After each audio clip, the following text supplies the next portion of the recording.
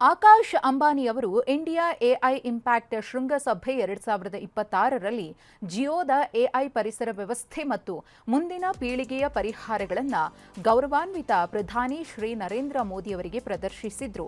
ಗೌರವಾನ್ವಿತ ಪ್ರಧಾನಿಯವರ walk through ಸಮಯದಲ್ಲಿ Jio AI stock, Jio ಸಂಸ್ಕೃತಿ ಎಐ, ಜಿಯೋ ಆರೋಗ್ಯ ಎಐ, ಜಿಯೋ ಶಿಕ್ಷಾ ಮತ್ತು ಜಿಯೋ ಎಐ ಹೋಮ್ ಸೇರಿದಂತೆ ಎಐ ಸಾಮರ್ಥ್ಯಗಳನ್ನು ಪ್ರದರ್ಶನ ಮಾಡಲಾಯಿತು.